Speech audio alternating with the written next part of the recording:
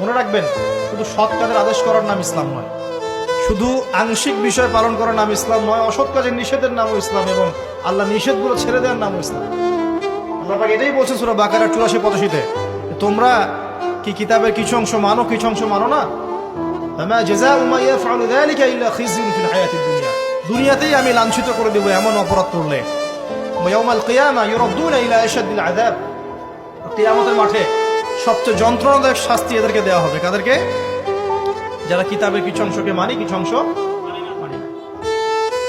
পারি না পারি, আগে আকীদা পরিষ্কার রাখবো যে ইসলামে প্রত্যেকটা বিষয়ের হেদায়েত আছে, এটাই চূড়ান্ত দিন, এর বাইরে কোনো দিন আল্লাহর কাছে গ্রহণযোগ্য হবে না, কেউ চর্চা করলে তা কোশ্চিনকালও কবুল করা হবে না। এবার আসেন, এর ভিত্তি কি?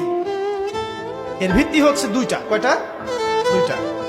দুইটা থেকে আরো দুইটা এসেছে, এই দুইটা হচ্ছে মূল।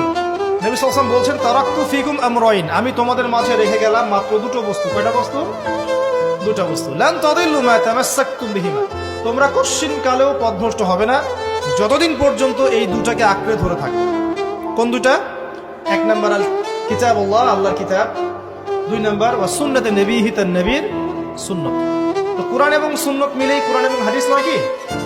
আচ্ছা, এখন আমাদের সামনে নবীজি নাই, আমাদের সামনে সাহাবায়ে কেরাম নেই, আমাদের সামনে তাবে তাবেঈন, চার ইমাম কেউই নাই, ওলামায়ে কেরাম আছেন, আর আমাদের সামনে আছে কোরআন এবং হাদিসের কিতাব। এই তো ইসলাম আমরা দেখছি, তাই না? এর বাইরে তো আমরা দেখতে পাচ্ছি না। সাহাবীরা না হয় সরাসরি নবীকে দেখে দিন পালন করেছে, তাই না? তারপরের জেনারেশন সাহাবীদেরকে দেখে করেছে, তারপরের জেনারেশন তাবেঈদের দেখে করেছে। আমরা তো কাউকেই দেখতে পাচ্ছি না।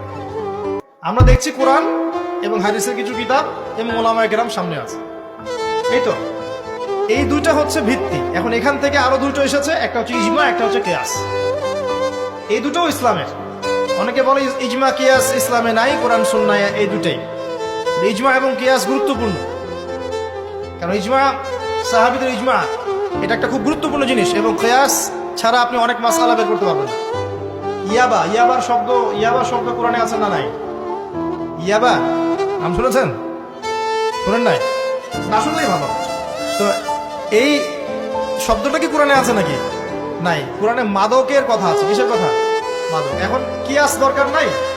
এই যে একটা মাসআলা, একটা মূলনীতিকে কেন্দ্র করে আরেকটা মাসআলাকে বের করা, ইস্তেহাদ করার যে মূলনীতিগুলো, এগুলো কিয়াস থেকে আসে। এটা কিয়াস। এটা ছাড়া আপনি অনেক মাসআলাই বের করতে পারবেন না সমসাময়িক। তো অবশ্যই কোরআন সুন্নাহ ইজমা কিয়াস চারটাই লাগবে।